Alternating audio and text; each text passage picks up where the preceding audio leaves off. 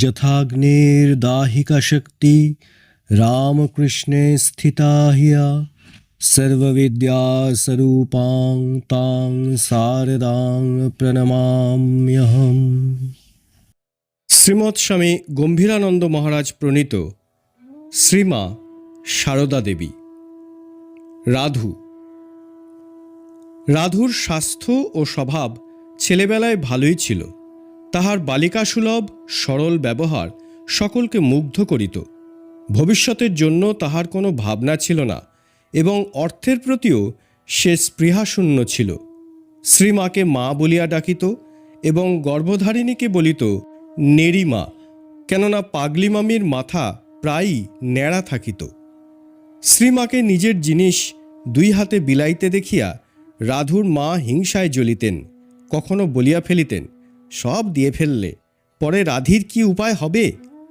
আবার কখনো কখনো দুহিতাকে সম্বোধন করিয়া বলিতেন, ঠাকুরজি অপরকে সব দিয়ে দিচ্ছে, তোর জন্য তো আর কিছু রাখছে না, তুই কেন ওখানে পড়ে আছিস, চলে আয় আমার ঘরে। তাহার এইসব কথায় রাধু বিরক্তি প্রকাশ করিত এবং ভর্ৎসনা করিয়া তাহাকে দূরে সরাইয়া দিত। তাহার কোনো জিনিসের অভাব ছিল না। শ্রীমা তাহাকে যথেষ্ট দিয়াছিলেন, ওইগুলি ব্যবহার করিতে সে ভালোবাসিত। কিন্তু অপরেও শ্রীমায়ের নিকট ঐরূপ পাইলে বা তাহাদের প্রাপ্ত জিনিসগুলিকে বুকে আঁকড়াইয়া ধরিলে সে হিংসা করিবে কেন? সে ভালোই ছিল, কিন্তু বিধির বিপাকে পরে অসুস্থ হইল এবং বিবাহের পর তাহার অসুখের মাত্রা বাড়িতে লাগিল। মেজাজও তেমনি রুক্ষ হইতে থাকিল। তাই শ্রীমা এই সময় একদিন কেদারবাবুকে বলিয়াছিলেন, কি জানো বাবা, আগে আগেও বেশ ছিল, আজকাল নানা রোগ, আবার বিয়েও হলো, এখন ভয় হয় পাগলের মেয়ে শেষে পাগল না হয়। শেষটায় কি একটা পাগলকে মানুষ করলুম। ফলত শ্রীরামকৃষ্ণের আদেশে মানবলীলার অবলম্বনভূতা যোগমায়া স্বরূপিণী এই কন্যাকে সর্বান্তকরণে গ্রহণ করিলেও ইহার জন্য শ্রীমাকে অশেষ যন্ত্রণা সহ্য করিতে হইয়াছিল। আর সে দুঃখময় পরিণতির আভাস রাধুর আচরণাদি হইতে ক্রমেই স্পষ্টতর হইয়া উঠিতেছিল। মায়ের বিভিন্ন সময়ের উক্তিগুলিই এই বিষয়ে প্রমাণ। জনৈক স্ত্রী ভক্ত একসময় একটি ছেলেকে মানুষ করিতে চাহিলে তিনি রাধুর জন্য নিজের অবস্থা দেখাইয়া বলিয়াছিলেন, অমন কাজও করো না, যার উপর যেমন কর্তব্য করে যাবে, কিন্তু ভালো এক ভগবান ছাড়া আর কাউকে বেশো না, ভালোবাসলে অনেক দুঃখ পেতে হয়। আর একদিন বলিয়াছিলেন, দেখো না আমি রাধুকে নিয়ে মায়ায় কত ভুগছি।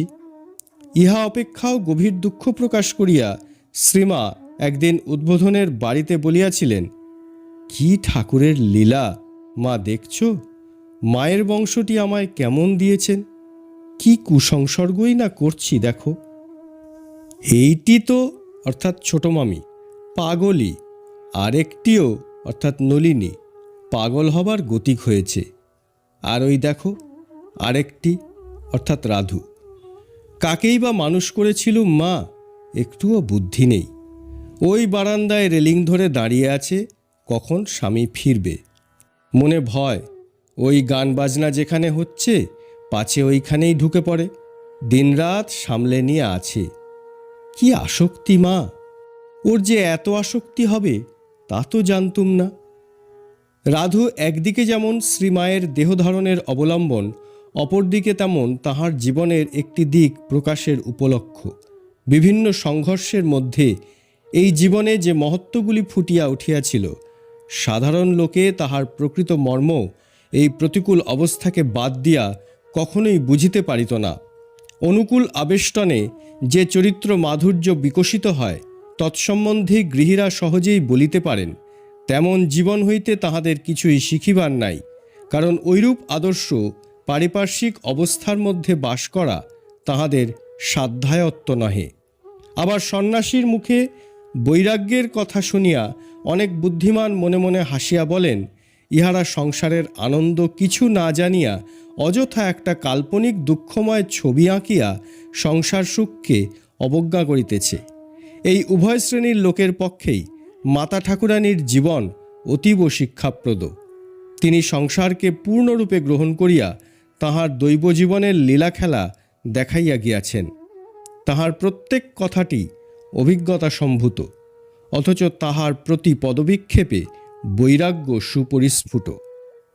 1325 সালের জ্যৈষ্ঠ মাসের শেষের দিকে রাধুর আঙুলে ফোড়া হওয়ায় সে শ্বশুরবাড়ি হইতে কলকাতায় যাইতে চাহিল। তাই শ্রীমা কোয়ালপাড়ায় কেদারবাবুকে লিখিয়া পাঠাইলেন যে রাধু তাহার নিকট কলকাতায় যাইতেছে, সঙ্গে মন্মথ অর্থাৎ জামাই ও রাধুর মা আসিবেন।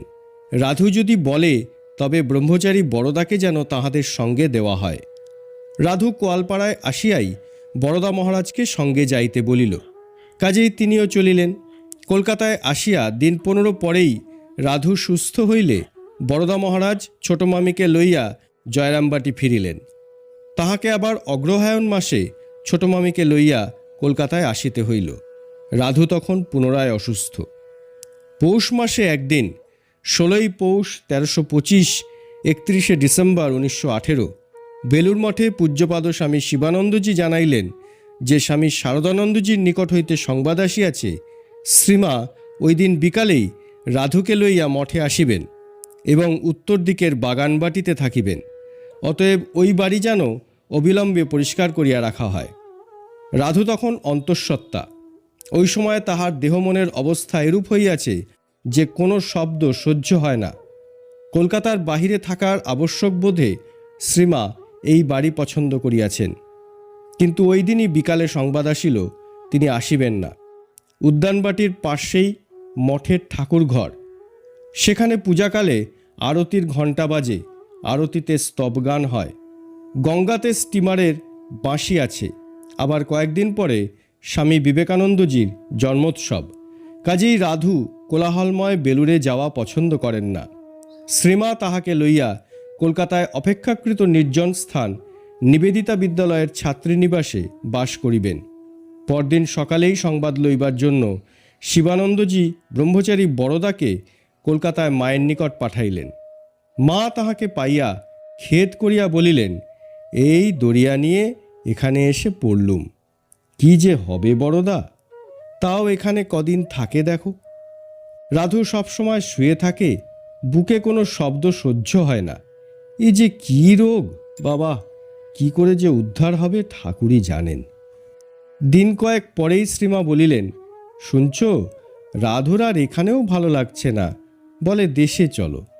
কিন্তু ওই তো অবস্থা, দেশে ডাক্তার কবরেজ কেমন কে আছে, এখানে কত সুবিধা ছিল, যখন যা ধরবে তাই করে ছাড়বে, শেষ পর্যন্ত কি হয় দেখো।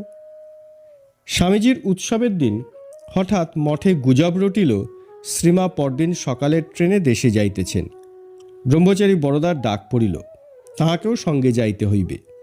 তিনি যখন সন্ধ্যায় উদ্বোধনে পৌঁছিলেন তখন শ্রীমা পেটরা বিছনা প্রভৃতি বাঁধিবার জন্য নারিকেলের দড়ি গুছাইতেছেন। ব্রহ্মচারীকে দেখিয়াই বলিলেন, এই অগাধ দরিয়া অর্থাৎ রাধু, দেশে যাচ্ছি, তোমরাই সেখানে আমার ভরসা। এই দড়িটড়ি দেখে নিয়ে জিনিসপত্র সব গুছিয়ে বেঁধে ফেলো, এখনো কিছুই গোছানো হয়নি। তোমার অপেক্ষায় এতক্ষণ বসে থেকে দড়ি গোছাচ্ছিলুম। অনেক রাত্রিতে কাজ সারিয়া বরদা মহারাজ নিচে নামিলে শারদানন্দজি বলিলেন, আমার ইচ্ছা মা তোকে তার কাজের জন্য যতদিন রাখেন তুই তার কাছে থাকিস। বরদা সহজেই সম্মত হইলেন। ওই দিন হইতে শ্রী মায়ের লীলা সংবরণ পর্যন্ত তিনি সঙ্গে সঙ্গেই রহিলেন। পরদিন সকালে 13ই মাঘ 1325 27শে জানুয়ারি 1919 শ্রীমা, রাধু, রাধুর মা, নলিনী দিদি, মাকু, নবাসনের বউ প্রভৃতি বিষ্ণুপুরে যাত্রা করিলেন। দুইজন সাধুও তাহাদের সহিত বিষ্ণুপুর পর্যন্ত যাইলেন।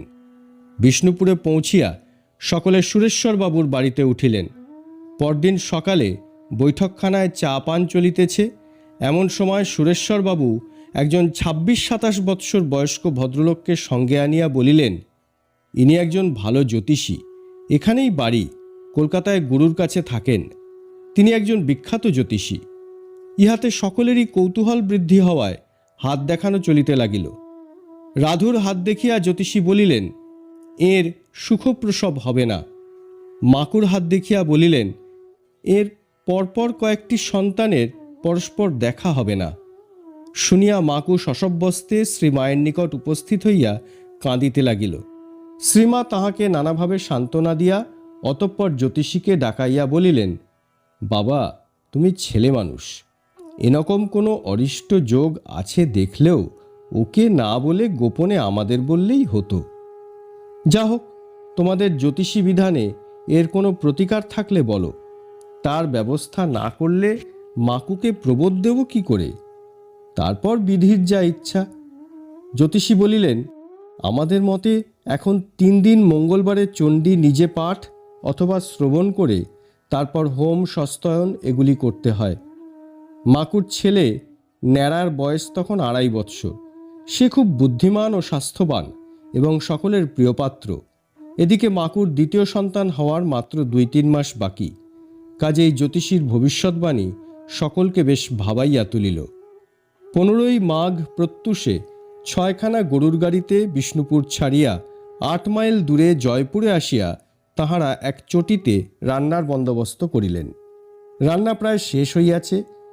পাচক ফেন গালিবার জন্য 5 সের চাউলের হাঁড়িটি উনান হইতে নামাইবে, এমন সময় হঠাৎ উহা ভাঙিয়া গেল। ভাত ও ফ্যান চারিদিকে ছড়াইয়া পড়িল।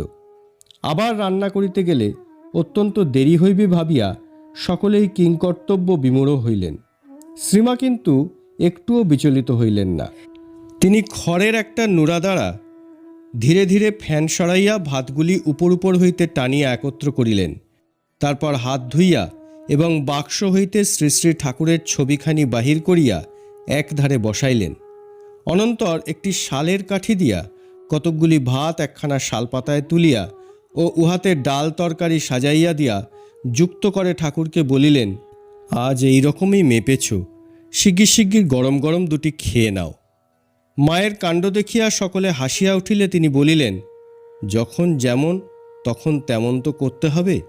নাও, তোমরা সব এখন বসে খাও দেখি। সকলের আহার শেষ হইয়া গেলে তাড়াতাড়ি গাড়ি ছাড়িয়া দেওয়া হইল। তথাপি কোয়ালপাড়ায় পৌঁছিতে রাত্রি 11টা বাজিল। কথা ছিল যে কোয়ালপাড়ায় 2-1 দিন থাকিয়াই শ্রীমা জয়রামবাটি চলিয়া যাইবেন। কিন্তু পল্লীর নীরবতায় রাধুর 2 রাত্রি সুনিদ্রা হওয়ায় সে সেইখানেই থাকিতে চাহিল। শ্রীমাও কালীমামা প্রভৃতির সহিত পরামর্শ করিয়া স্থির করিলেন যে রাধুর পক্ষে সব দিক দিয়া কোয়ালপাড়াই ভালো।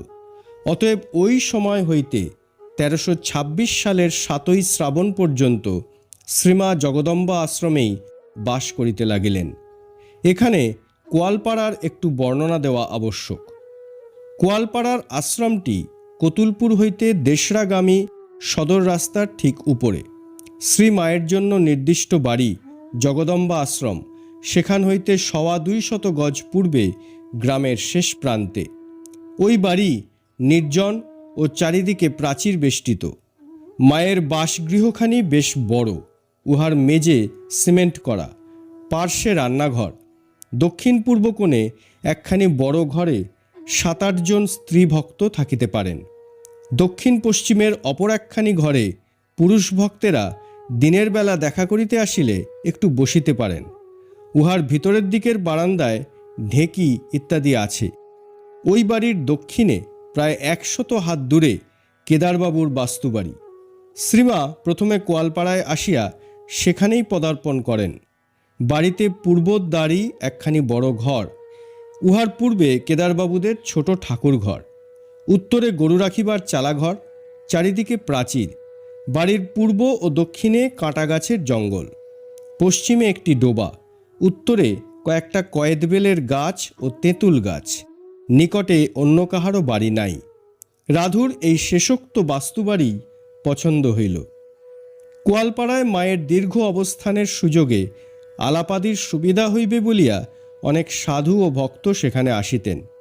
পুরুষদের আহারাদি আশ্রমে ও মেয়েদের জগদম্বা আশ্রমে হইত। উভয় আশ্রমে সময় সময়ে দৈনিক 40 খানি পর্যন্ত পাতা পড়িত। এখানে 5-7 দিন অবস্থানের পর শ্রীমা বরদা মহারাজকে বলিলেন, আজকাল মনের যে কি হয়েছে, যা চিন্তা ওঠে তাই উপস্থিত হয়, তা ভালোই হোক আর মন্দই হোক। রাধুর তো এই বুনো জঙ্গলটাই পছন্দ হলো, নির্জন কিনা। আমার কিন্তু মনে হচ্ছে তুমি সারাদিন কাজে কর্মে বাইরে যাওয়া আসা যাই করো, সন্ধ্যার সময় থেকে কিন্তু এখানে এসে আমার কাছেই থেকো আর খাওয়া দাওয়া এখানেই করো। বড় ভয় হয় বাবা। রাজেনকেও বলেছি, সে রাত 10টা-11টার পর আশ্রমের সব কাজ সেরে আসতে পারবে। সেই দিন হইতে বরদা মহারাজ সন্ধ্যা হইতে 11টা পর্যন্ত রাধুর বাড়ির সদর দরজার বাহিরে কয়েতবেল গাছের তলায় চৌকি পাতিয়া বসিয়া থাকিতেন। শ্রীমাও আসিয়া আস্তে আস্তে গল্প করিতেন। রাধু তখন বুকে কতকগুলি কাঁথা জড়াইয়া সর্বদা শুইয়া থাকিত। একটুও শব্দ সহ্য হইত না, তাই বালতির হাতলে দরজার শিকলে সব ধাতুময় জিনিসে ন্যাকড়া জড়াইয়া দেওয়া হইয়াছিল। শ্রীমা একদিন বলিলেন, দেখো যে জঙ্গল, কোনোদিন ভালুক টালুক না বেরিয়ে পড়ে।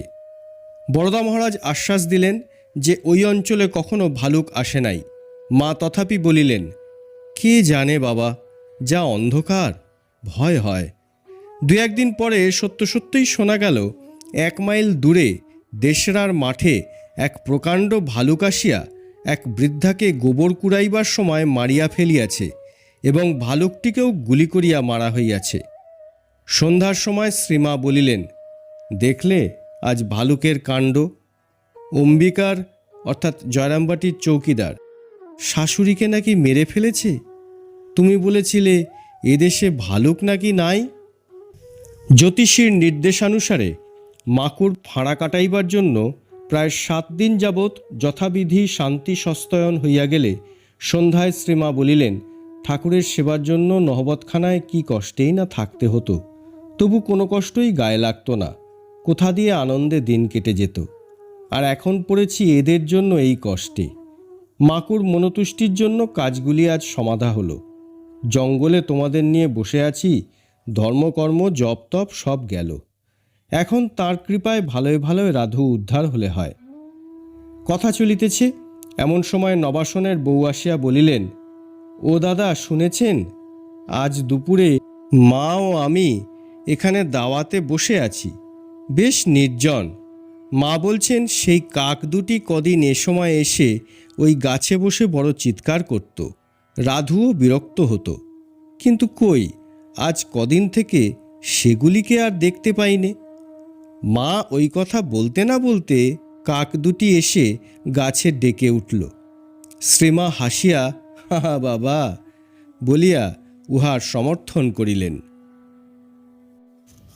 জননীং শারদাং দেবীং রামকৃষ্ণং জগদ্গুরুং পাদপদ্মে তয়ো শ্রিত্বা প্রণমামি